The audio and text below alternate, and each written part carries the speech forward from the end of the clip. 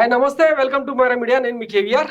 ఎన్నికలకు ముందు నోటికొచ్చిన హామీలు ఇవ్వడం, అరచేతిలో వైకుంఠం చూపించడం, భూతల స్వర్గాన్ని చూపించడం చంద్రబాబుకు ఎప్పటికీ అంటే వెనతో పెట్టే విద్య అన్న సంగతి తెలిసిందే. నిన్న వైఎస్ జగన్మోహన్ రెడ్డి కూడా తన సుదీర్ఘ ప్రెస్ మీట్లో ఆయన మోడస్ ఆపరాండి ఎట్లుంటుంది అనేది చాలా క్లియర్గా చెప్పిండు అనమాట. చేయలేని పనులకు ఎట్లా అంటే తన పచ్చపత్రికలను పచ్చ మీడియాను అడ్డం పెట్టుకొని ఎట్లా ప్రజెంట్ చేసే ప్రయత్నం చేస్తాడు, జనాల మీదలలో ఎట్లా ఒక ఇంజెక్షన్ చేస్తాడు అనేది నిన్న క్లారిటీగా వివరించిండు. దానికి తగ్గట్టే అసెంబ్లీ సాక్షిగా తాము ఇచ్చిన 6 గ్యారంటీలను 6 సూపర్ 6 హామీలను అమలు చేయాలంటే భయమేస్తుంది, ఎట్లా ముందుకు పోవాలో తెలియట్లేదని చెప్పి సాక్షాత్తు ముఖ్యమంత్రి హోదాలో చంద్రబాబు అసెంబ్లీలో చెప్పడం ఇప్పుడు తీవ్ర దుమారం రేపుతుంది. ఒకసారి ఆయన మాట్లాడిన మాటలు విందాం.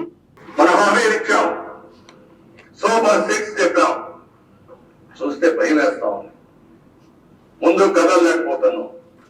ఈ విషయాలు రాష్ట్ర ప్రజానికం కూడా ఆలోచించాలి. విన్నారు కదా, ఈ విషయాన్ని రాష్ట్ర ప్రజల దృష్టికి తీసుకెళ్లాలంట. ఇప్పుడు ఇదే ఈనాడు పత్రికలో, ఇదే ఆంధ్రజ్యోతి పత్రికలో రాష్ట్రం అప్పు 14 లక్షలు ఉందని ఒకటి రాస్తాడు, 10 లక్షలు ఉందని ఒకటి రాస్తాడు. రోజు పుంకానుగా అవే కథలు. రాష్ట్రం అప్పుల పాలైందన్న సంగతి అప్పుడు తెలీదా? ఎన్నికలకు ముందు తెలీదా? ఎన్నికలప్పుడు ఏం చెప్పిండ్రు? సూపర్ 6 హామీలు బాగున్నాయా తమ్ముళ్ళు అని ఈయన అడుగుతాడు, నారా లోకేష్ అడుగుతాడు. వాటిని అమలు చేయించే బాధ్యత నాదని చెప్పి పవన్ కళ్యాణ్ హామీ ఇస్తాడు. ఇప్పుడేమో అసెంబ్లీ సాక్షిగా ఎన్డీఏ కూటమి బీజేపీ ప్రభుత్వ సహకారంతో అమలు చేసి తీరుతాం, వాటికి గైడ్ లైన్స్ రూపొందుతున్నాయి, ఒక కేబినెట్ సబ్ కమిటీని వేసి అన్నిటినీ క్రోడీకరించి అమలు చేస్తామని చెప్పి చెప్తా ఉన్నారు. దీనికి నిన్న కౌంటర్ గానే డేటా అని అడుగుతారు. ఏడికెళ్ళి డేటా? 43 లక్షల మంది తల్లులు, 84 లక్షల విద్యార్థులు. స్కూళ్ళలోకి వెళ్తే తెలుస్తుంది కదా. ఆల్రెడీ అన్ని ఆన్లైన్ ట్రాన్సాక్షన్స్ డీబీటీ మీ దగ్గర అంటే ప్రభుత్వం దగ్గర డాటా ఉన్నప్పుడు ఇంకా డేటా అయిందని ఆయన కౌంటర్ కూడా వేసింది. ఇవన్నీ తెలియకుండా ఇచ్చారు హామీలు. అప్పట్లో ఎట్లుండే వీళ్ళ గోరోజునం అంటే ఒకసారి చూడండి. ఏటా 3 గ్యాస్ సిలిండర్లు ఉచితంగా ఇస్తానన్నారు మన బాబు గారు. మహిళలందరికీ ఉచిత బస్సు సౌకర్యం కల్పిస్తున్నారు. మహిళలందరికీ నెలకి 1500 ఆర్థిక సహాయం చేస్తారంట మన బాబు గారు. ఇప్పుడు ఈ రీల్స్ తిప్పాలి ఇంటింటికి. తర్వాత నిమ్మల రామానాయుడు పోయి నీకు 15,000, నీకు 15,000, నీకు 15,000, ఈ అమ్మాయికి కూడా 15,000, ఇంట్లో తల్లి ఉంటే నీకు 18,000 చెప్పిండు కదా. అప్పుడు తెలియకున్నదా ఎట్లా అమలు చేయాలి? రాష్ట్ర ఆర్థిక పరిస్థితి దివాలా తీసింది. జగన్మోహన్ రెడ్డి సాంతం నాకేసిండు, ఇసుక అమ్ముకున్నాడు, మద్యం అమ్ముకున్నాడు అని మీరేగా చెప్పింది. మరి అప్పుడు తెలియకున్నదా? ఆర్భాటంగా మంగళగిరి వేదిక ముఖ్యమంత్రి దేశ చరిత్రలో, ఆ మాటకు వస్తే ప్రపంచ చరిత్రలోనే ఏ పాలకుడు కూడా డైరెక్ట్ తీసుకెళ్లి లబ్ధిదారులకు చెక్కులు ఇచ్చిన సందర్భం, డబ్బులు ఇచ్చిన సందర్భం లేదు. అంతటి దార్శనికుడు మరి ఇప్పుడు బేల మాటలు మాట్లాడితే ఎట్లా కుదురుతుంది? అందుకే అల్విగాని హామీలు ఇస్తే ముందు గల్లావట్టి నిలదీసే చైతన్యం జనంలో వచ్చినప్పుడు ఈ రాజకీయ నాయకులకు ఇట్లా అంటే అబద్ధాలు చెప్పే, అబద్ధ ప్రచారాలు చేసే భయం పుడుతుంది అనమాట. అది వచ్చిన రోజున వ్యవస్థలన్నీ ఆటోమేటిక్గా సెటరేట్ అవుతాయి.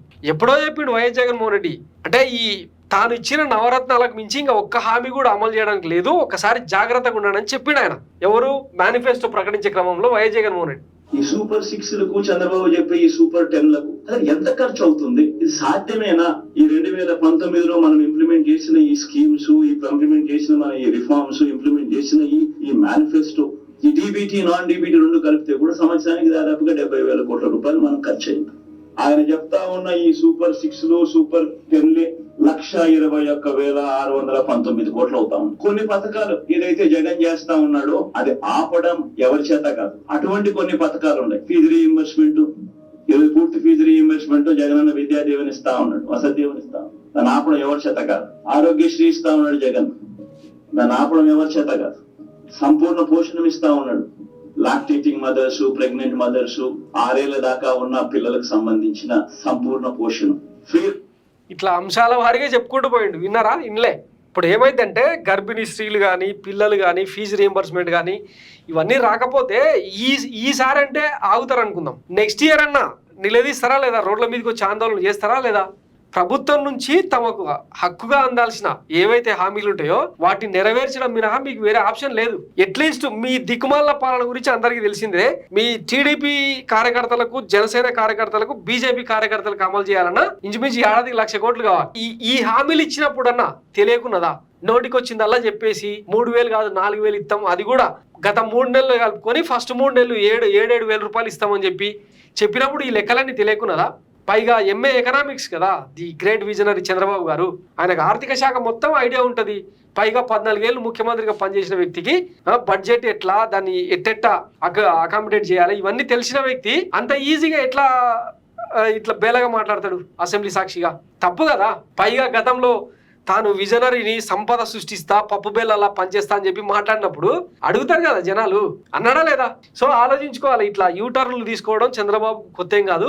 కానీ జనం ప్రయోజనాలు ముఖ్యంగా అంటే రాష్ట్రానికి ఒక దిశానిర్దేశం చేస్తానని ఏదైతే హామీ ఇచ్చిండో, ఇప్పుడు విద్యా వైద్యం అనగా నువ్వు అవునన్నా కాదన్నా ఈ కూటమి ప్రభుత్వం ఒప్పుకున్నా ఒప్పుకోకపోయినా దేశం మొత్తం కీర్తించింది వైఎస్ జగన్ సంస్కరణలు అద్భుతం అని. ఈ 2 రంగాలనైనా మీరు సెటరేట్ చేయగలిగితే కొంచెం సరే టైం ల్యాప్స్ అవుతుంది అనుకుందాం. ఎందుకంటే గత ప్రభుత్వంలో కొన్ని అక్రమాలు జరిగినాయి, వీటి వల్ల కొన్ని నిధులు పక్కదారి పడుతున్నాయని మీరు భావిస్తే వాటికి స్పష్టమైన గైడ్లైన్స్ ఇచ్చి, స్పష్టమైన మార్గదర్శకాలు ఇచ్చి, కలెక్టర్లకు అధికారాలు ఇచ్చి, పోలీస్ యంత్రాంగానికి అధికారాలు ఇచ్చి, ఎక్కడెక్కడైతే నిధులు పక్కదారి పడుతున్నాయో వాటన్నిటి సెటరేట్ చేసి ఈ 2 వ్యవస్థలనన్నా, విద్యా రంగాన్ని వైద్య రంగానన్నా పేద మధ్యతరగతి ప్రజలకు దగ్గర చేస్తే ఇంతకు మించిన ఫేవర్లు అవసరం లేదు. కానీ వాటికే బొక్కబెట్టేలాగా తల్లికి వందనానికి పంగనామాలు పెడితిరి, నాన్నకేమో బుడ్డి ఇస్తిరి. ఇంకెట్లా అంటే జనాల నుంచి దోసుకునే దానికేమో, మన బొక్కసాలు నిండేదానికేమో, మన ఖజానా నింపుకునేదానికేమో దానికి ఏ గైడ్ లైన్స్ అవసరం లేదు. అదే జనానికి వాళ్ళకు అంటే డీబీటీయో నాన్ డీబీటీ ప్రకారం ఇచ్చేదానికేమో గైడ్ లైన్స్ కావాలి. ఎంతవరకు కరెక్ట్ ఇది? ఇంకా ఆర్టీసీ ఫ్రీ బస్ కనుక అమలు చేస్తే ఎంత దారుణంగా ఉంటుందో.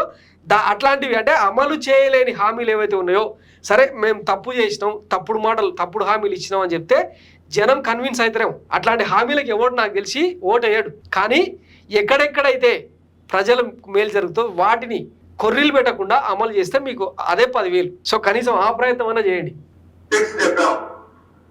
చూస్తే భయం వేస్తా ఉంది. ముందు కదలలేకపోతున్నాం. ఈ విషయాలు రాష్ట్ర ప్రజానికం కూడా ఆలోచించాలి. సీరియస్ గా ఆలోచిస్తే తప్ప ఈ సమస్యగా ఎప్పుడూ ఉంటుంది. ఎగ్జాక్ట్ గా ఈ రోజు ఇదే జరుగుతూ ఉంది. చంద్రబాబు నాయుడు అనే వ్యక్తి ఈ మోడస్ ఆపరేండా సొంత మామ ఎన్టీ రామారావు గారిని వెన్నుపోటు పొడిచి ఆయన పార్టీని లాగేసుకున్నప్పుడు ఇదే మోడస్ ఆపరేండా, చంద్రబాబు నాయుడు గారు బీజేపీతో పోవాలనుకున్నప్పుడు ఇదే మోడస్ ఆపరేండా, బీజేపీని మళ్ళీ తన్నేటప్పుడు కూడా మళ్ళీ ఇదే మోడస్ ఆపరేండా. సిమిలర్లీ ఎన్నికలప్పుడు వాగ్దానాలు ఇచ్చేటప్పుడు ఇదే మోడస్ ఆపరేండా, ఎన్నికలలో వాగ్దానాలు ఎగరగొట్టేటప్పుడు కూడా మళ్ళీ ఇదే మోడస్ ఆపరేండా. ఎందుకంటే దేశం చాలా క్లిష్ట పరిస్థితిలో ఉంది.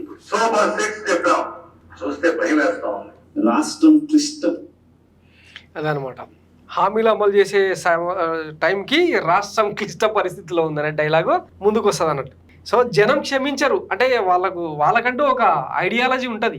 అంబేద్కర్ గారు చెప్పారు కదా, ఓటు వజ్రాయుధం అని. దాన్ని ఎప్పుడు ఎక్కడ ఎట్లా వాడాలో అన్నిసార్లు ఈవీఎంలను మేనేజ్ చేసుడు, పోలింగ్ బూత్లను మేనేజ్ చేసుడు సాధ్యం కాదు.